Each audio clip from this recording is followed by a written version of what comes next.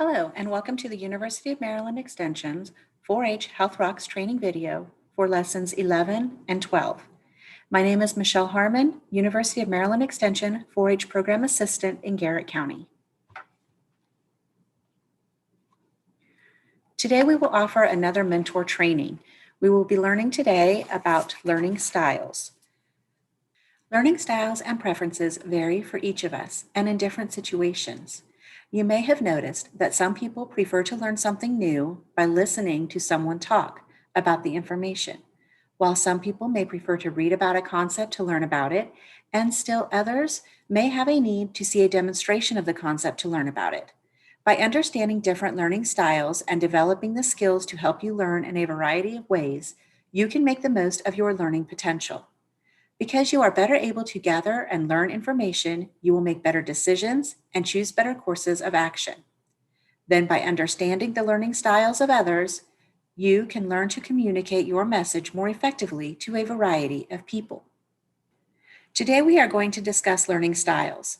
There are 4 dimensions of learning styles.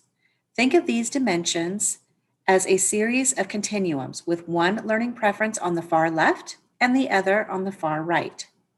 Learning styles are basically broken into the following groups: sensory versus intuition, active versus reflective, visual versus verbal, and sequential versus global.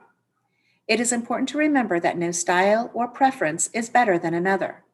We all have different learning preferences, and usually we do not fall clear to one end or the other of the continuum. Think about how you prefer to learn. Why do you think it is important for you to understand your learning style? Why is it important to understand the learning styles of others?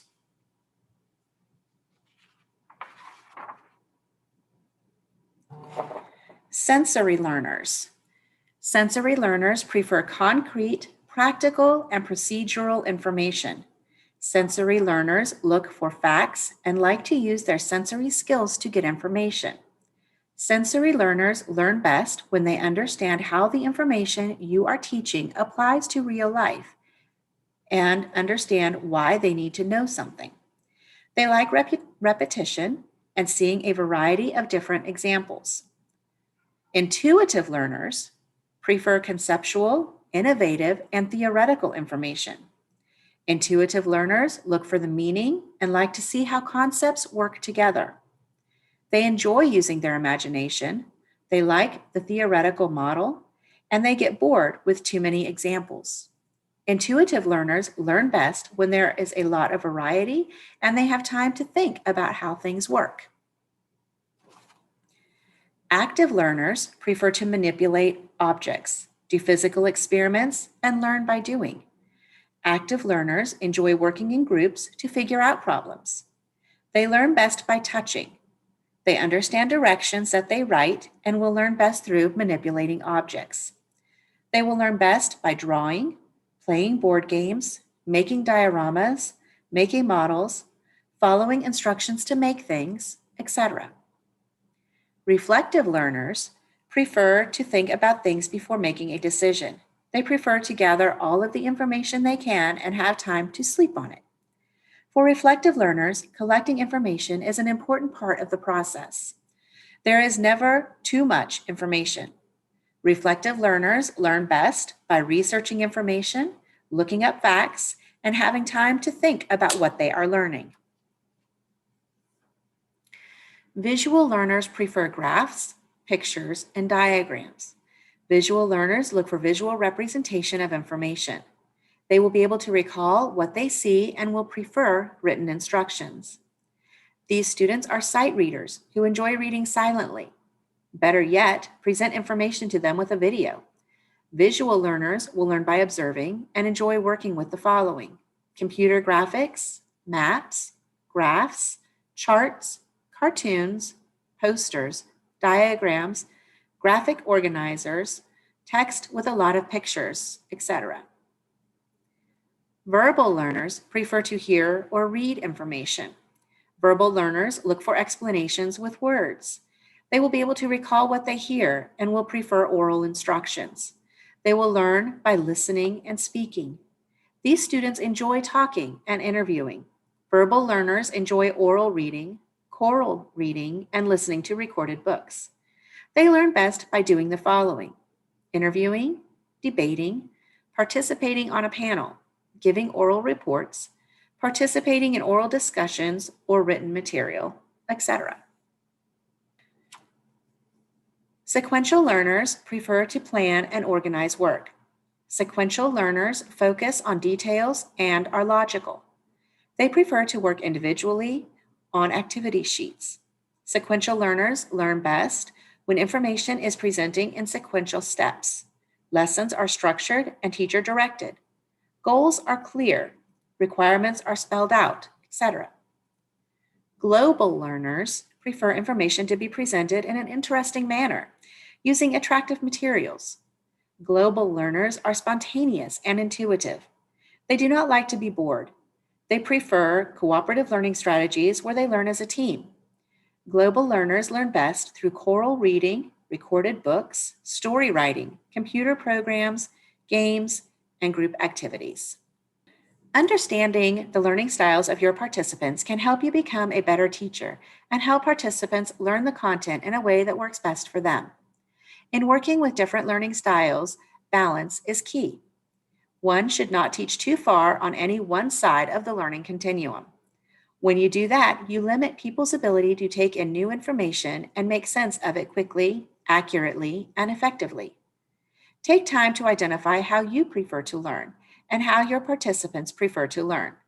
By understanding various learning styles, you can create a training strategy that incorporates a variety of different techniques that will be acceptable to participants. At times, you may want to challenge your group to move out of their comfort zone. Once you start learning and teaching in new ways, you will become amazed at how much more participants catch on and how much easier it is to assimilate information and make sense of what is going on. Lesson 11. We will continue our discussion about stress. How youth react and handle their stress make a big difference in how they view life. Youth who are under stress are more likely to find it harder to feel positive about life, and their self-confidence may decrease. Lower self-efficacy may increase their tendency to engage in risky behaviors. Youth need to have ways to identify their stress and ways to handle stress through positive behaviors. Our energizer for this lesson is Race to 100. This is a fun game that takes teamwork, cooperation, and listening skills. Challenge the class to count to 100 as quickly as possible without two people talking at the same time. Once the game begins, they are only allowed to say the numbers from 1 to 100. If two people talk at the same time, they must start over with 1. If the numbers are repeated or said out of order, the counting must start again at 1. It adds an element of competition if you time them or if you want to set a time limit. This game works really well as a discussion starter for teamwork. After playing a couple of times, stop and talk about the difficulties and what could make it more successful. Then give the students 1 or 2 minutes of planning time, allowing only one person to talk at a time during the planning time too. After planning, let the class try the Race to 100 again. Then talk about how this attempt was different or the same from other attempts. If it was more successful, have the class discuss the reasons why. Hopefully, these reasons lead back to planning and teamwork. We continue to look at stress and how it affects our daily lives. We all react to stress in different ways, and we all manage our stress in different ways. While the video is playing, think about different ways that you can handle your stress. Health rocks. Inspired to be substance-free. Today we're going to talk about ways to manage our stress. So we've talked about there being good stress and bad stress, but how can we help ourselves when we get into those stressful situations? So that's what we're going to be talking about today, some different ways that we can learn to manage our stress, different tips and tricks that we can use along the way to help us get that relaxation response, to help our body to cope and relax and not feel those stressful symptoms quite as bad. So We know that stress is a reaction that our body has when we perceive a situation as difficult or painful, dangerous, and maybe we don't have the right resources that we need to cope with that situation. Now, this can be many different things for different people.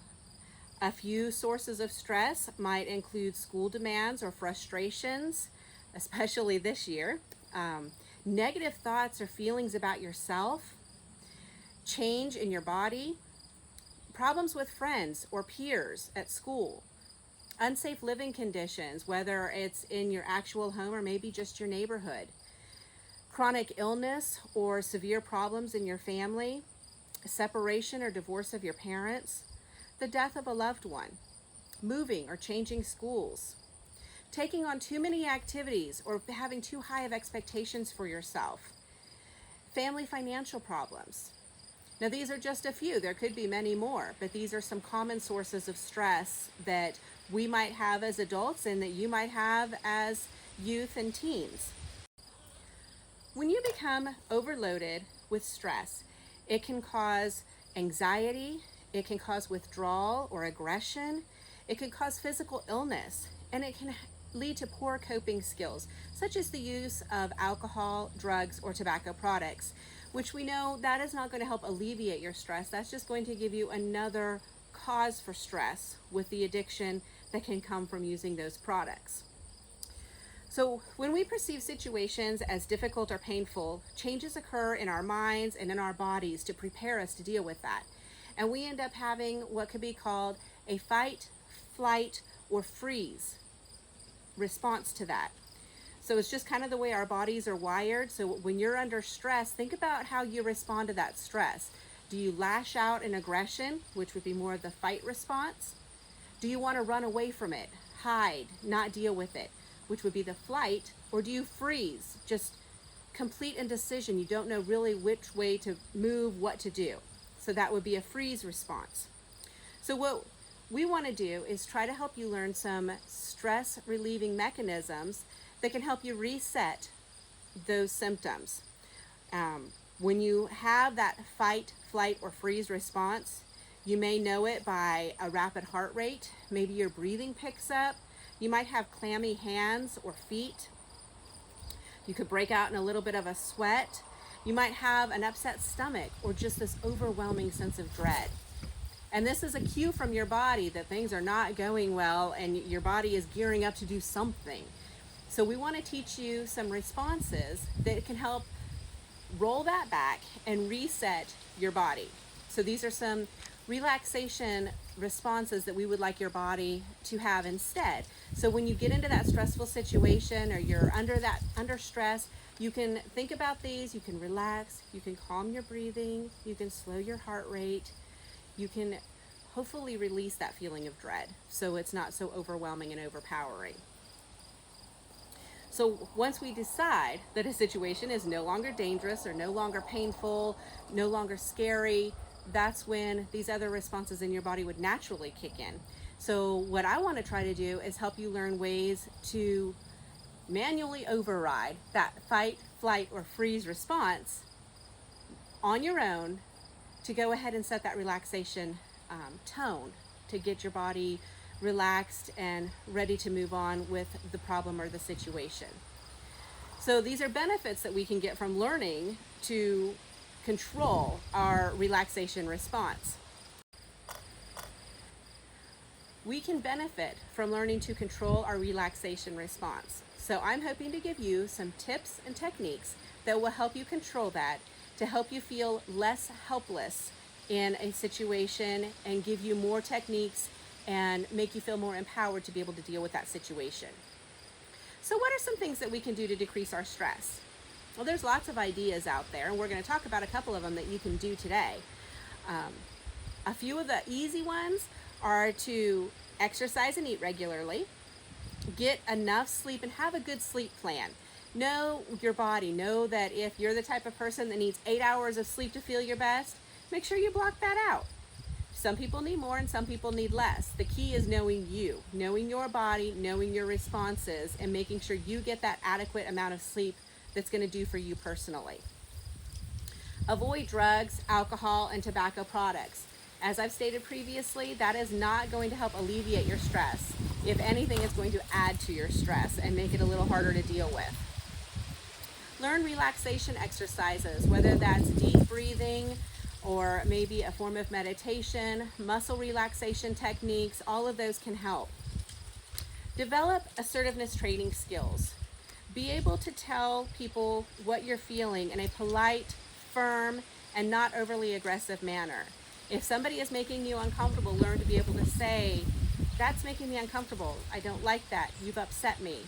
Use your words to help make you feel empowered and help you to be decisive about what you're going through and let other people know what you're dealing with. Rehearse and practice situation that causes you stress. If you know that you have a speech class and public speaking is not your thing, practice that. The more you practice it, the better you're going to feel when it comes time to get up in front of the class and give your speech. Learn practical coping mechanisms. If you've got a really big task ahead of you, break it up into smaller pieces. Those little bites are a lot easier to deal with than looking at the whole big task. The whole big task may seem very overwhelming. For instance, if you've got to clean your room this weekend and you haven't done that for a while, and you look in there and you think, "Oh gosh, I just can't even deal with this right now. There's just too much."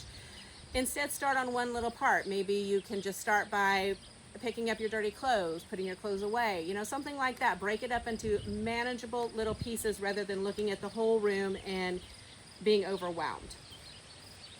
Decrease your negative self-talk. Instead of talking down to yourself about yourself, think of ways that you can build yourself up. Think about maybe you didn't do as well on your test as you wanted to. Instead of telling yourself how stupid you are or how much you messed up, turn that around and think, okay, I didn't do as well this time as I wanted to, so what can I do next time to improve that score? Do I need to study more? Maybe I shouldn't go out the night before the test. Any of those things. So think of positive ways to reinforce your self-worth rather than tearing yourself down. We get enough of that from outside sources. We certainly don't need to do it to ourselves. Learn to feel good about what you can do. If you studied really hard and you got a B on that test instead of getting an A, those are the expectations that you hold for yourself, be satisfied with that B. Know that you did your best and just keep trying, and maybe next time you'll get that A, but be comfortable in what you can accomplish rather than setting yourself up and always expecting perfection. Take a break. This is a big one, and actually it's my favorite.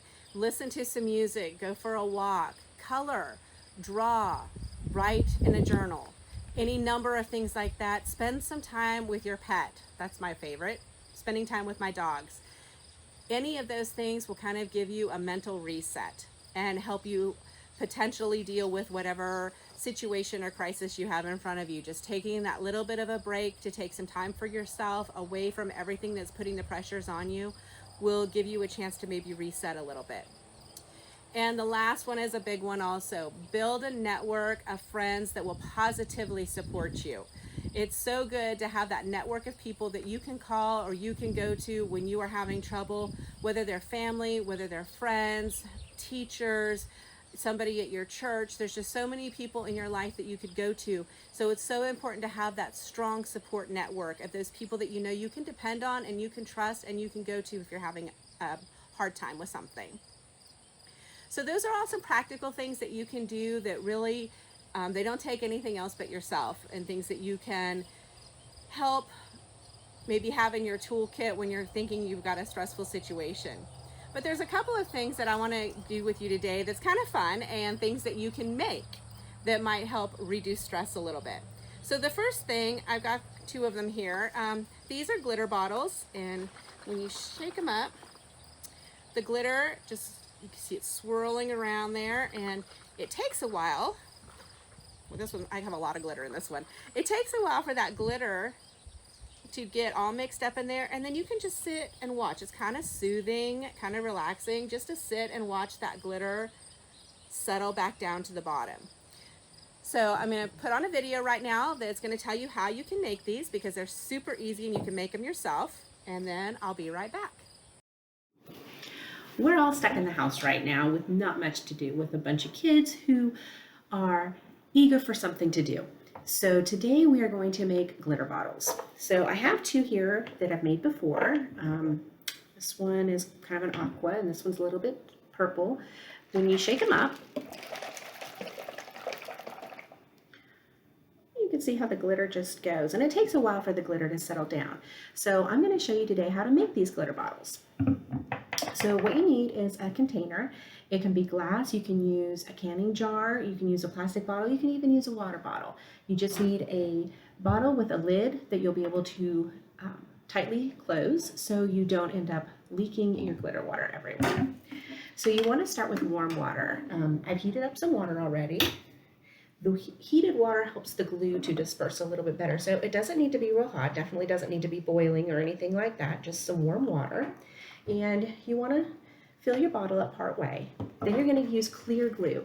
You can use glitter glue if you want to. That'll just put the glitter in a little bit sooner. So go ahead. Oh, my water must have been a little bit too hot. It's melting my bottle. Okay, so you want to go ahead and pour a good bit of glue in. So the glue that you put in, that's what is going to slow your glitter down. Then you can decide on what glitter you want to use. I've got two colors here. I've got blue and gold. So I'm going to go ahead and dump some of this in here. It takes a good bit of glitter too. And then I'll put some gold in. And this is something that is kind of a personal preference. So once you do it, you can shake it up, see how everything is looking, and decide if you need more. I also have a little bit of a bigger glitter here, and I'm going to go ahead and put some of that in also, just for some different definition in there. Now, if you wanted to add some larger sequins, I have some sequins and larger glitter here. You can see that, but you can add those in too, and that'll just kind of float around a little bit. They won't float nearly as much as the glitter, but it will give a little something else to look at when you're shaking your bottle around. Okay, so my bottle is pretty well to the top here. I'm going to go ahead and put my lid on and give it a good shake and decide if I like the way, oh, I got that way too hot. See if I like the way that that glitter is going in there. So what the glue does is that will slow down how fast your glitter moves. So the more glue you put in, the slower the glitter is going to go, and the more time it'll take for the glitter to settle down. So see, this is looking like it's going pretty slow in there, not settling too fast. So I don't think I'm going to need to add any more glue to that. What you want to do is make sure that once you decide that it's good, make sure you fill it all the way up to the top with water so you don't have a lot of bubbles at the top. And then if you want to, you can glue your lid on just to make sure that it doesn't accidentally come open at any point in time. And then there you have it, a nice stress relief glitter bottle. So hopefully I'll have another lesson for you guys next week. Thanks for joining me. Okay, so we looked at the glitter bottles, and these are one of my favorite stress relievers. I have one sitting on my desk at work that I like to shake up and be able to watch the glitter settle. It's great for, around fair time when I'm really stressed out, but I really like these. So another thing that you can do that I'm going to talk to you about building or making today is a stress ball. So what I have here, this is an Orbeez stress ball, and so I'm going to show you how to make this. Now, I do have another way to make these, and I'll talk to you about that when I'm done with this one. So what you need to make this is just a balloon. You need some kind of a bottle with a mouth on it that you're going to be able to fit the balloon over, because that's how we're going to get the Orbeez inside of the balloon. So I have half a cup of Orbeez here. Now, if you're not familiar with these, they start out as these tiny little dried beads. And it takes maybe, I would say, half a teaspoon to a teaspoon of these to make this. You soak them for about 24 hours, and then they become these lovely gel balls. And so that's what we're going to use inside of our stress ball. So to put this together is super easy. You want to just go ahead and put your Orbeez inside of your bottle. Now you can use a water bottle for this. I just didn't have one, so we're improvising. So we've got those in there now. So we want to take our balloon and blow it up. Okay, and we're going to just twist it closed. So we want to keep the air in there. We're going to stretch it over the mouth of the bottle. hold it on there, and we're gonna let it untwist. So that keeps the air in there. It makes it a lot easier to get your Orbeez from here into there. So we're just gonna shake them on in there.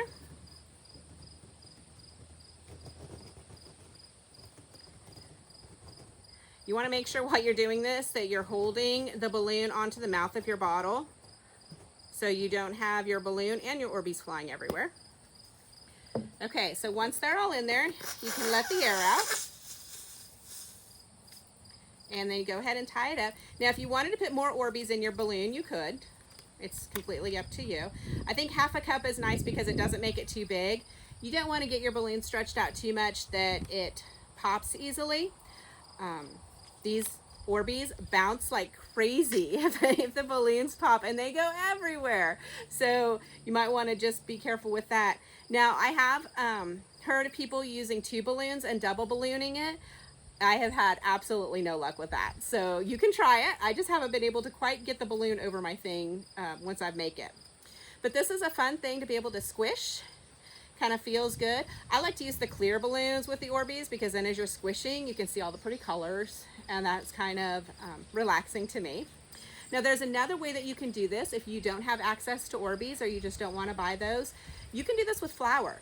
So it's the same process. You get a balloon and you use half a cup of flour. You do put it into a bottle. Like I said, you can use a water bottle, an empty water bottle. You do the same thing, blowing up your balloon, putting the balloon over there, shaking the flour in and tying it, and then you've got a ball that you can squish and stress relieve yourself away with that. So those are 2 ways to make some stress relieving items for you, and you can take your choice what you want to do and how you want to use these. But I think they're a lot of fun, and it is a little bit calming and relaxing to either sit here and squish away on your colorful little ball or shake up your glitter and watch it settle.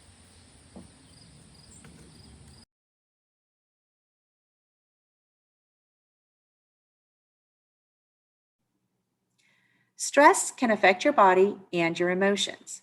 How might your reactions to stress affect others in your life, such as your friends, family, classmates, and others?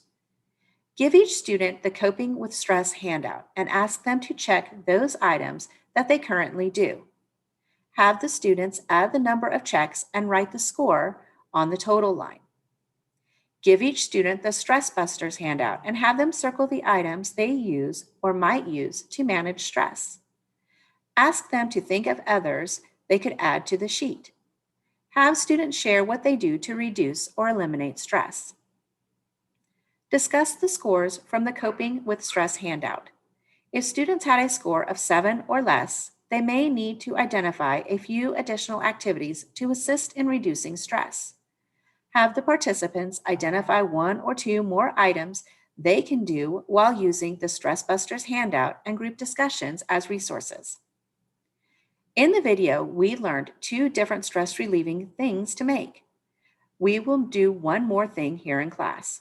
We will be making a stress relief ball using balloons and Play-Doh. Roll the Play-Doh into small snakes. This will make it easier to fit into the balloons. Put all of the Play-Doh into the balloon and tie it off. You now have a squeezy, squishy stress ball to help you combat the stress of the day. Stress balls can be squeezed when you are feeling stressed, anxious, or angry. The reflection for Lesson 11, you can use these questions to help lead a discussion. How does it feel to hold the stress ball? Does it help you feel better? How? Why is it important to think about the strategies you do to reduce your stress? As you think about your stress, what do you need to do to lower your stress level? If your stress level is not high, what have you learned that will help you keep it at a good level? What are some times in your life when you feel more stress than others? What could you do to lower stress during those times? Do you think your stress level is higher, lower, or the same as your friends? Why? Remember, there is good stress and bad stress. We want to keep all of our stress at a manageable level.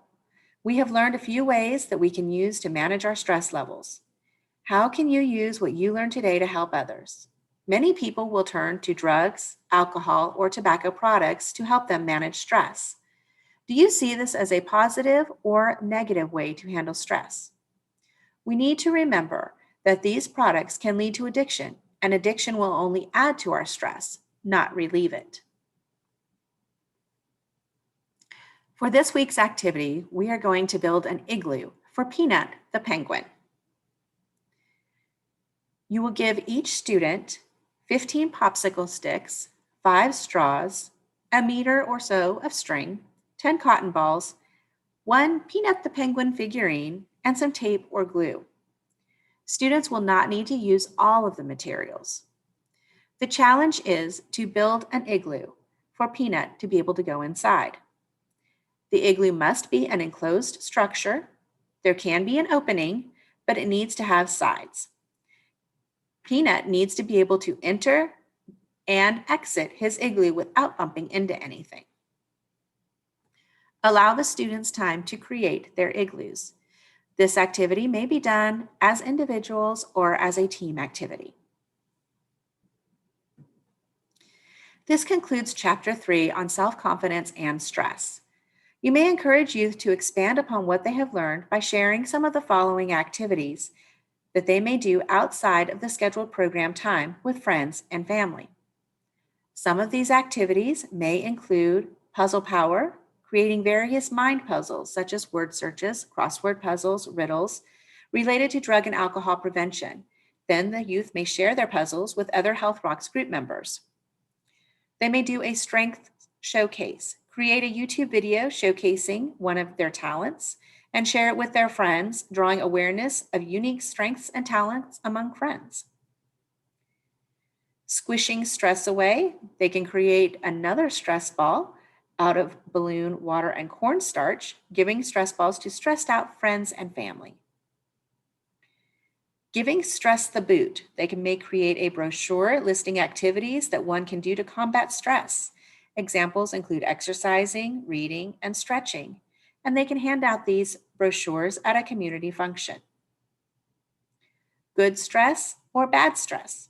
Create a list of items in your life that cause stress. Classify them into activities that cause good stress or bad stress, and share the results with the Health Rocks group. Asking the right questions. Interview a parent or trusted adult about the methods of reducing stress. Find out their opinions on different methods of reducing stress. Social butterfly. Create several social media posts with each post suggesting an action one can do to reduce stress. Each day for 1 week, post one of your ideas on social media. Stretching away stress. Each morning for 1 week, stretch your muscles when you wake up. Start by tensing different muscles, then relaxing them. Perform basic stretches like touching your toes and rolling your shoulders. Search online for more stretching examples. To sum up this chapter, self-efficacy is one's belief in their ability to accomplish something, to be able to do something, or to be able to act on something. Things that help develop self-efficacy include having been successful at something in the past, getting positive support and encouragement from others, learning from watching others be successful, reacting physically in a positive way to the situation, meaning your body doesn't feel stressed. Feeling good about yourself makes you more resistant or better able to oppose risky behaviors and substance abuse. Stress is a physical, chemical, or emotional reaction to something that causes tensions or anger. Stress is not always bad. Stress can encourage you to do things faster or work harder. Bad stress lasts for a long time or causes you a lot of worry and gets in the way of your daily life. You need to learn how to cope with stress through positive behaviors. And remember, stress is different for different people. There are additional questions that may be used to follow up to gauge the understanding of the youth on this chapter on stress management.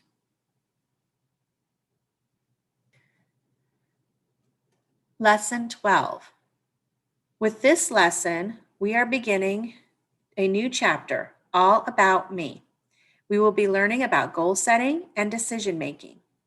Goal setting is an important part of youth development. When youth set goals, they engage in forward thinking and actively think of strategies to reach their future career goals and objectives. Goals can also help youth focus their energies to succeed and motivate them to work hard. Because youth develop at different rates, their abilities to set and attain goals can vary a great deal. Nevertheless, most youth have some ability to think ahead and imagine their goals. They can plan their steps and take responsibility for their actions while evaluating their own progress. Furthermore, with the support of family and friends and guidance from responsible adults, youth can develop goal-setting skills that enhance their overall development. Decision-making is the process of considering various alternatives and then choosing a course of action. It involves exploring various options and weighing the consequences of each. Youth go through this process multiple times each day, yet it is a process that is not always done consciously or objectively. Youth who are equipped with effective decision-making skills are better able to resist tobacco, alcohol, and other drugs. For this reason, decision-making is a central part of the healthy development of youth. And while youth develop at different rates and have different levels of decision-making skills, they can learn to make better decisions. Lesson 12 teaches the decision-making steps. Many times, risky or unhealthy behaviors appear in youth. This may be partly because as they get older, youth make more and more of their own decisions. They become increasingly autonomous in various areas of their own lives. Nonetheless, they still often need to rely on input from others, such as parents, teachers, peers, and older teens. Youth may need to talk through decisions. Talking through decisions helps youth to develop critical thinking skills, avoid family conflict, and mature into responsible young adults. The energizer for this week is the paper plate drawing game. Each youth will need a pen or pencil and a paper plate. As the instructions are read, youth are to put the paper plate on top of their head and follow the directions. The directions are as follows.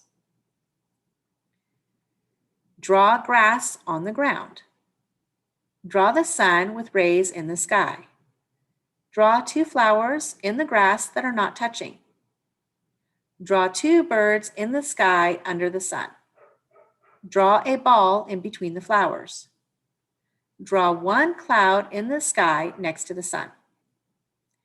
Have them take the plate off their head and look at their drawing.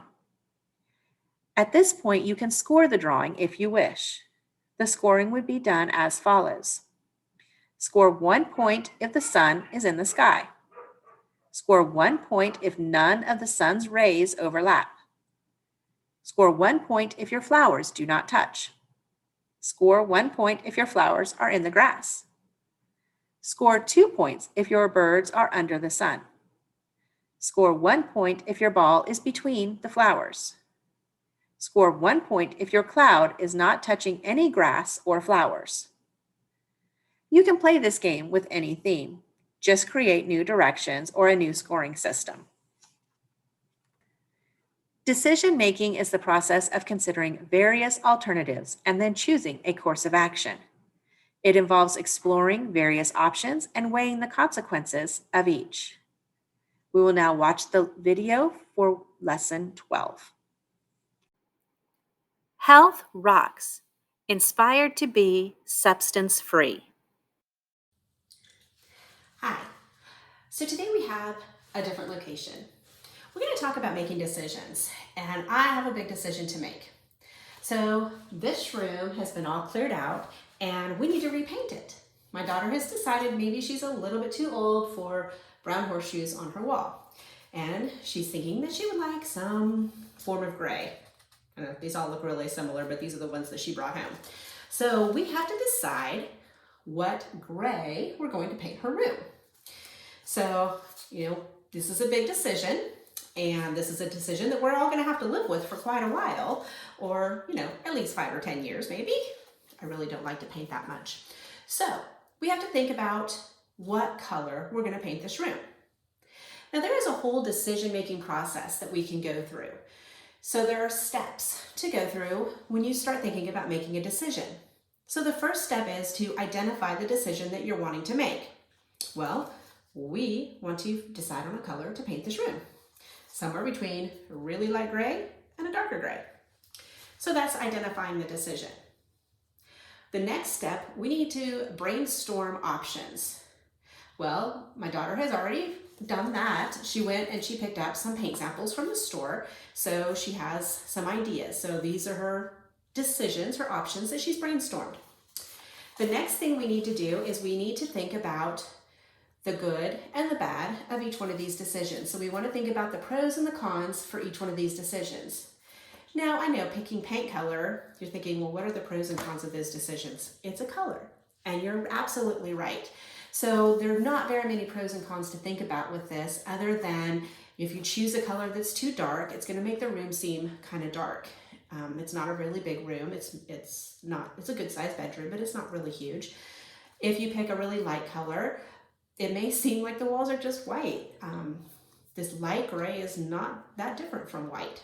So we have to think about those kind of things.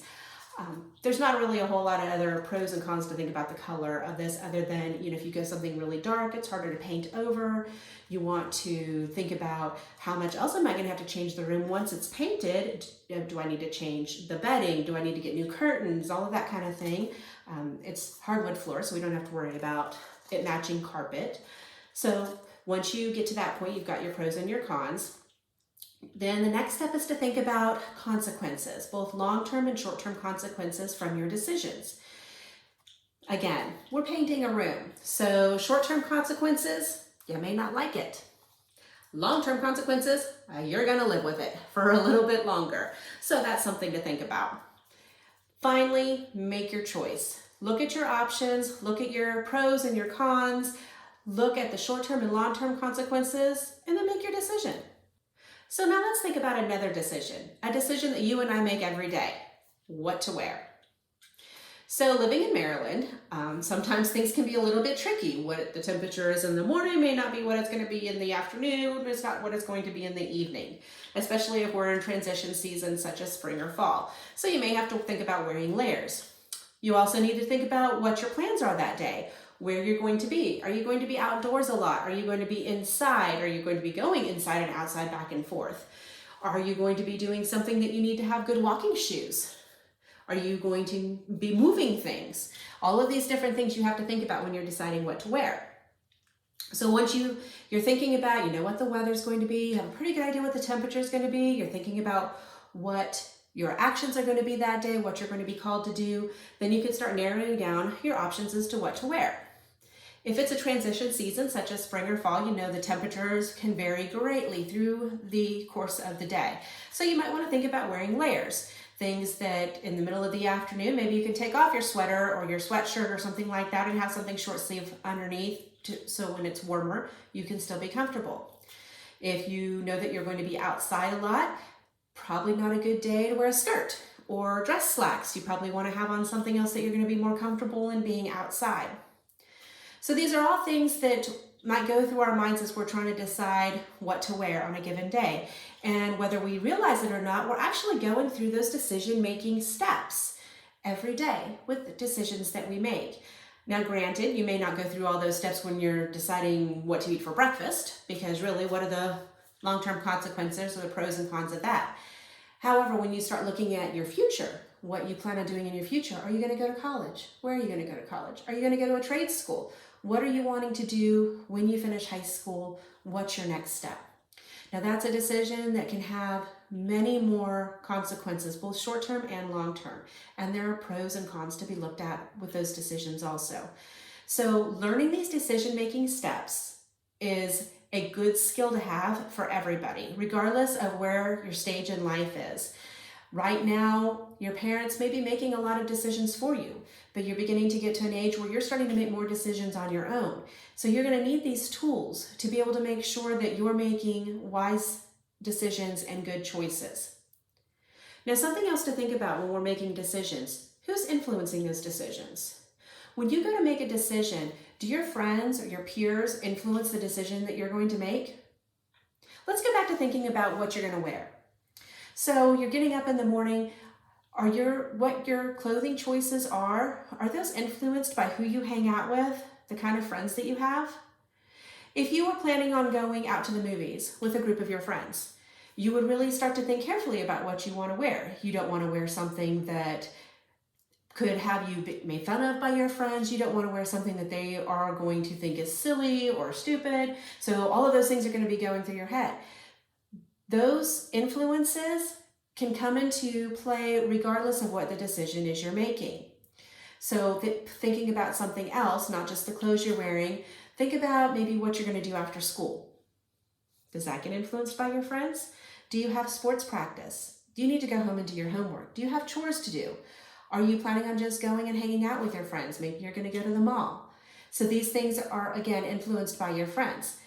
Maybe you have a test to study for, but your friends don't, and they're trying to push you. They want you to go out instead of going home and studying for that test. So this is where those outside influences come in. Your parents and your family may have influence on you, on your decisions. And decisions are made within families in different ways. In my family, when it comes time to big decisions, we try to make those decisions as a family, and thinking about where we're going to go on vacation or something like that. My daughter decided to paint her room, and we told her that was fine. She had to pick the color. She's got things all taped off, and she's ready to go in here. Now, my daughter is 20, so we can just turn her loose and let her do this to her room.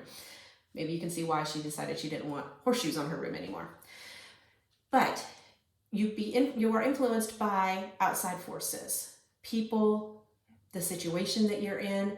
So those are things that you also have to take into consideration when you're going through that decision-making process. Now, this is a skill that may not come very naturally at first when you start thinking about the steps, but I think that if you just take a moment and think about decisions that you make every day, you'll realize that you're already doing some of these steps unconsciously anyway. So just knowing when it comes time to make those bigger decisions, especially decisions that could have long-term consequences, going through these steps and taking the time to really sit down and think about what the options are, what are the positive and negative for each one of those options, what are consequences, both long-term and short-term for those options, and then going ahead and picking the best option. The more you practice this skill, the easier it will be. This skill set will also help you when you are faced with decisions about whether to try drugs, alcohol, or tobacco products. That's a place that you can really start thinking about the pros and cons and the short-term and the long-term consequences of making those decisions. So I hope that you will think about this, remember the steps, and use these skills to move forward in your life to your own betterment.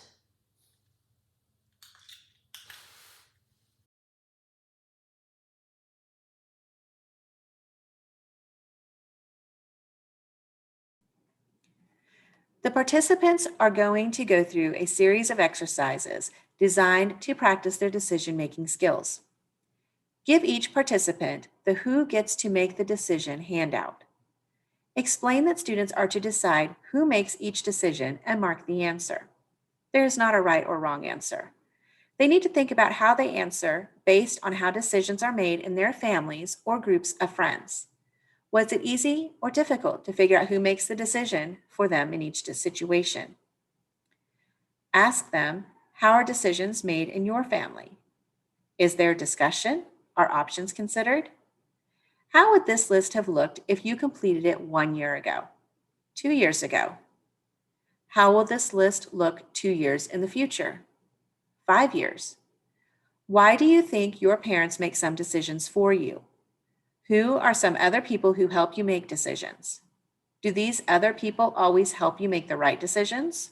Why or why not? Explain that there are formal steps you can learn to help decision-making occur automatically. Show the decision-making steps poster and review each step. Ask one of the participants to share a decision she or he has made in the past week. If no one wants to share, you can share one of your own decisions. Write the decision on a dry erase board or flip chart. Explain what the participant chose to do is one option. Ask the group to brainstorm as many other options or choices as they can. List them on the dry erase board or flip chart. You may use the brainstorming reference sheet to explain how brainstorming is done. Remember, when you brainstorm, no answer is too crazy or too impossible. The idea is to get as many ideas as you can and then choose the best ones. Divide youth into teams of 3 to 5 participants.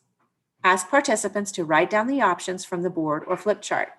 As they write down each option, they are to discuss the option as a group. Participants are to put a green dot next to an option if they think it's a good or acceptable choice, a yellow dot if the option might be okay but should be considered with caution, or a red dot for those options that should be eliminated or not considered at all. Have the youth talk about the consequences. What might some of the consequences be? Are there short-term or long-term consequences? Have each group share the options with the green dot. Did all the groups pick the same options? Why or why not? Explain that we do not always select the same options. None of us are exactly alike, and not all families are exactly alike. It is okay not to do the same thing, as long as the choices are not risky and do not have negative consequences. Give each group several sheets of paper. Have each group select one option from each dot or category and write the positive consequences and negative consequences for each. When this is completed, have each group make a presentation sharing the pros and cons of the consequences for the option they chose. Based on the consequences, which option would be the best? Was it hard to decide which dot or category the option should be put in? Why or why not? Why is it important to consider several options? Why is it important to think about all your options before making a decision? Why is it helpful to look at the short-term as well as the long-term consequences? Are there consequences that we sometimes do not think about? Again, you do not have to ask each one of these questions to your students. This is just an option of giving you many questions to help lead the discussion. Every decision that we make has consequences. Some decisions are easy and the consequences are minor, such as deciding what to have for lunch. Other decisions may have more lasting consequences, such as sneaking out to go to a party. Should you always choose the same options as everyone else? What is a decision you may need to make in the future? How will you go about making the decision? Will you consider all of your options? Why or why not? You have now learned the 5 steps to the decision-making process. Step 1, identify the decision. Step 2, brainstorm possible options or choices. Step 3, select the options that are the best. Step 4, list the positives and negatives for each option. Step 5, list the short-term and long-term consequences for each option. Step 6, select the best option. You may not need to go through this whole list when you are trying to decide what to wear for school tomorrow, but it is good to know and to understand these steps when you are faced with an important decision that may have long-term consequences. The activity for Lesson 12 is create a crest. All the materials have been supplied in a kit. The materials include a plaster crest that has raised outlines for the youth to color in with their markers. The youth may use a letter or a symbol on the shield of the crest, and they may write whatever they choose, appropriate of course, on the banner underneath. All materials for this craft have been supplied. Final reminder, please remember to email Ashley when you have completed this training so we know that it has been watched. And please ensure that you complete an attendance sheet each week and turn them in. Thank you.